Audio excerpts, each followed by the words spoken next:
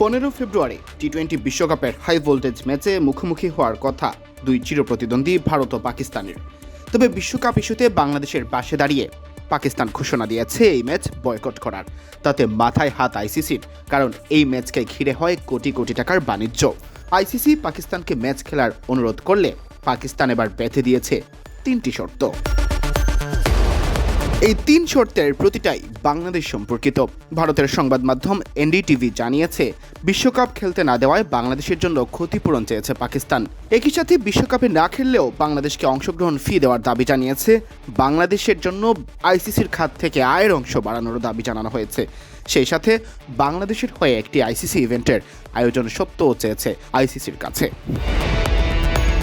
NDTV জানিয়েছে, বিশ্ব ক্রিকেটে ক্রমবর্ধমান অবদানের প্রতিফলন ঘটাতে আইসিসির কাছ থেকে বাংলাদেশ আরও বেশি আর্থিক অংশীদারিত্ব চাইছে।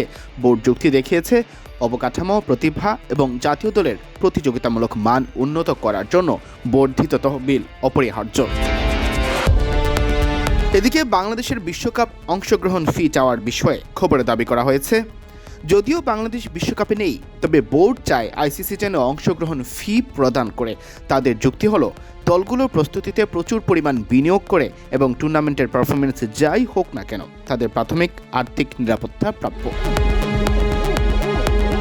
পাকিস্তান তৃতীয় যে দাবি করেছে আইসিসির কাছে, তা হলো বাংলাদেশকে আইসিসি ইভেন্টের আয়োজক করা, অর্থাৎ বিশ্বকাপ বা চ্যাম্পিয়ন্স ট্রফির মতো আসর। এনডিটিভি লিখেছে, বাংলাদেশ তার ক্রিকেট অর্থনীতি এবং বিশ্বব্যাপী দৃশ্যমানতা বৃদ্ধির জন্য ভবিষ্যতে আইসিসি টুর্নামেন্ট আয়োজনের সুযোগের জন্য জোর দিচ্ছে। বোর্ড বিশ্বাস করে দেশটির কাছে এখন একটি বড় আন্তর্জাতিক ইভেন্ট সফলভাবে আয়োজনের জন্য প্রয়োজনীয় সুযোগ সুবিধা এবং ভক্তদের সমর্থন রয়েছে। এক নজরে দেখে নেওয়া যাক কোন কোন শর্ত মানলে ভারত ম্যাচ খেলার আশ্বাস দিয়েছে পাকিস্তান।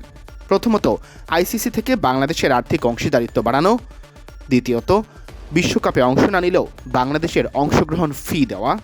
তৃতীয়ত, অদূর ভবিষ্যতে বাংলাদেশকে আইসিসি ইভেন্টের আয়োজক করা। সিয়াম চৌধুরী, বিডি ক্রিক টাইম।